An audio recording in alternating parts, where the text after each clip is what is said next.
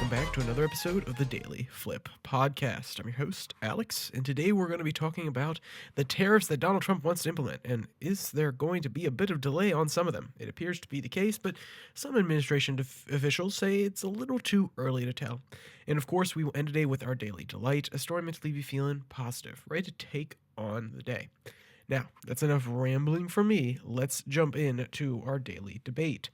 So, when Donald Trump on the campaign trail said, we're going to do an all around tariff, we are going to do one that levels everything, the reciprocal tariffs, that every single country that has a tariff against us, we will issue a similar, if not the exact same tariff against them.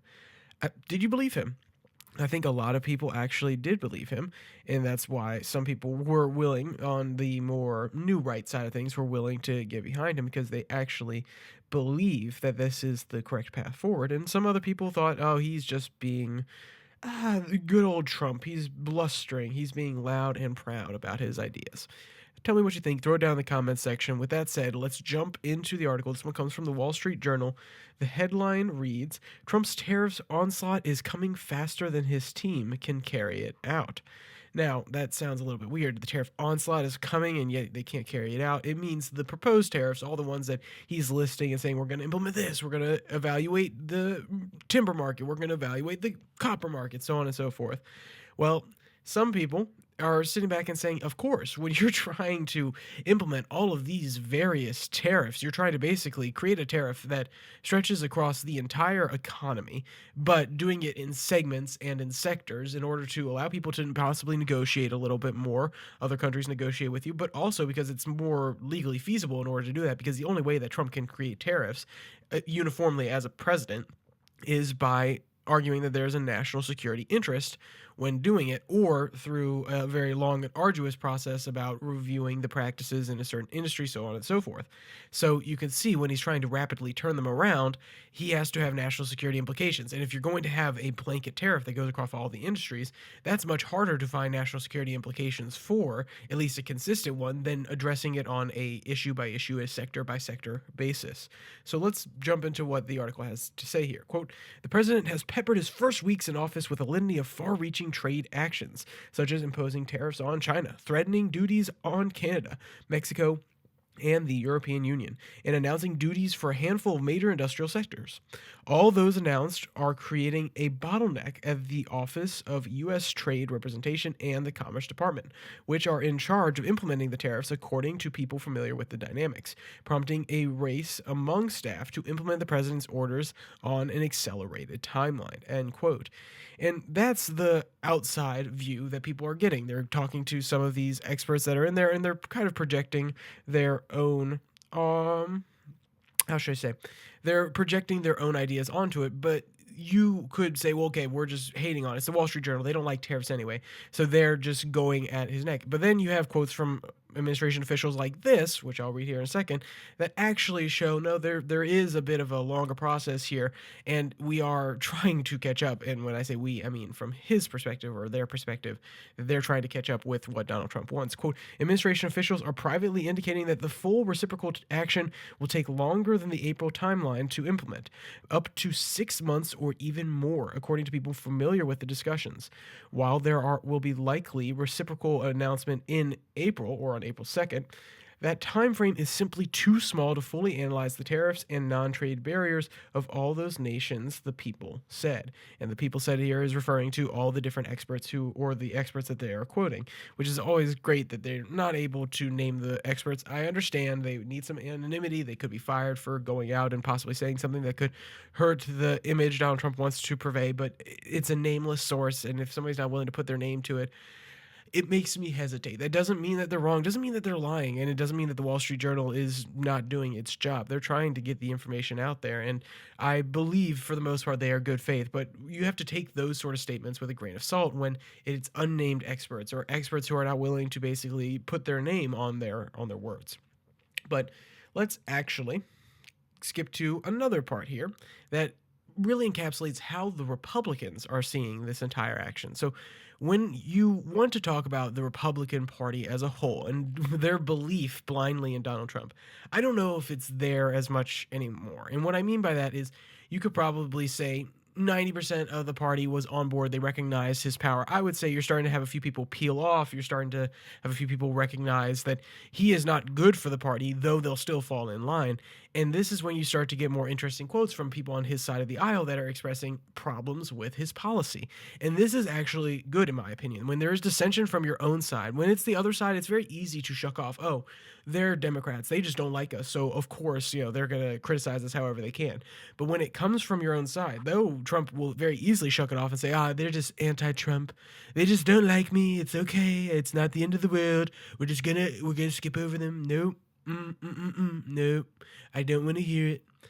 That doesn't mean that it doesn't stoke some sort of conversation when people on your own side of the aisle are pushing back against your agenda. Quote, the growing list made some of Trump's allies on Capitol Hill, as well as America's corporations, skeptical that his team will deliver on all those tariff threats, at least by their self-imposed deadlines. Quote, this is the sort of like the prep rally. The game hasn't started yet, Senator Thom Tillis, a member of the Finance Committee, said of the early tariff announcements. Quote, the aperture is pretty broad here. I do think that over time, if history is a guide, it's got to narrow a bit, end quote. And even if you love Trump's tariff agenda, which, as we have discussed before on this channel, I do not. But that's besides the point, because we're covering it now. You don't need my personal opinions on that one.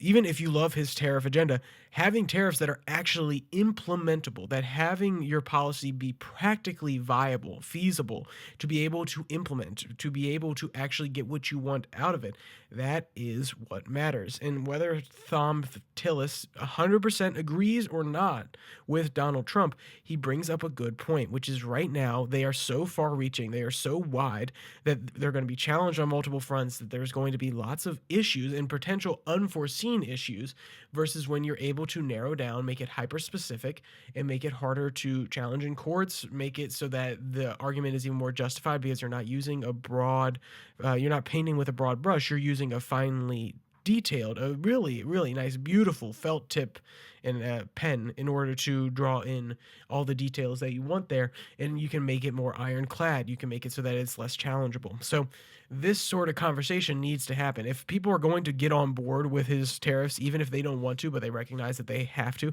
they can at least push back on the overwhelming scope of all of these different tariffs, because at the end of the day, I think all tariffs are bad, so any pushing back is good.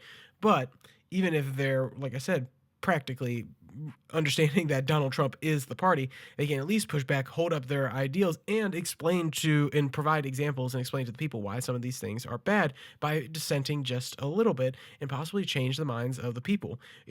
Honestly, I would rather see a little bit of dissension in the party and have these leaders across the Senate, across the House, come out and talk about how they are not happy with what Trump is doing, how it needs to limit the scope, whatever it may be, in order to push back and make people realize that there's something else here that's going on, that it's not as simple as saying, oh, we're going to tariff them and that means we're going to get more money. I mean, it's not quite that simple.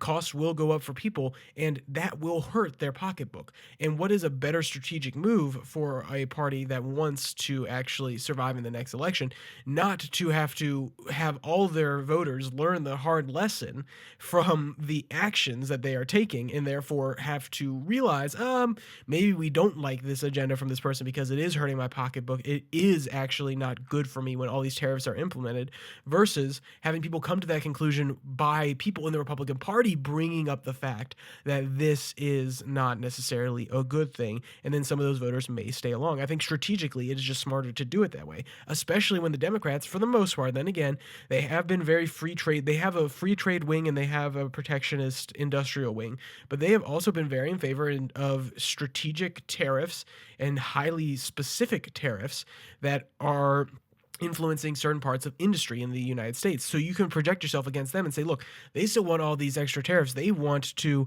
actually make sure that your costs go up, versus us, we're trying to pull these back. We're trying to come back from our leader. We're trying to push back and show that actually less tariffs is the way to go, and we're going to make things cheaper for the average American. But hey, that's just my political take. That's just my strategical take on it. I don't think that anybody will, and I say listen to me because that's not fair. Nobody will actually listen to me anyway, because if they're on the Hill, they're not going to come down and say, oh, look at this great podcast. But my point being, I hope that someone at least has this thought themselves and that this actually gets heard, this idea gets spread around, and people start genuinely talking about the fact that this will harm the consumer, and the consumer is only on Trump's side right now because they remember what it was like during his first presidency. Okay, so with that said, let's jump into our daily delight. This one comes from Wide Open Spaces. The headline reads, "Behold this absolutely massive viral moose." And honestly, this guy, he's in a a big rainforest, and he looks absolutely stoic in this photo. I would say it's adorable, but it's also contemplative. And I know that sounds overly deep, but you look at him and you say, there's so much beauty in this world that we get to experience on a normal basis. And maybe we don't get to experience in person, but these photos give us insight into that. And I think it will leave a smile on your face when you see this photo and you actually realize how beautiful the world around us is. So, with all that said, there's only one more thing just kidding. If you've been around a while, you know that's not how it actually ends, because you can check out the podcast in the links in the description below, the like and subscribe button on Spotify, Pocket Cast, Podvine, as well as you can find the links to both articles today, so you can go and read them for yourself. They're down there in the description, and you can come back on Tuesday and Thursday in order to listen to 6 and 6, which is 6 stories from around the world in 6 minutes or less. And if you don't want to subscribe, which, hey, I would appreciate it if you subscribe. But if you don't want to subscribe, but you still want to have some idea of what's going on, you can follow the Twitter handle at @YourDailyFlip, where I post a link to both the 6 and 6 and the normal podcast. So basically, Monday through Friday, you'll have some form of quick content to catch you up on things, bring you different perspectives, so on and so forth. So with all that said, there's only one more thing to say. Stay safe. Don't die.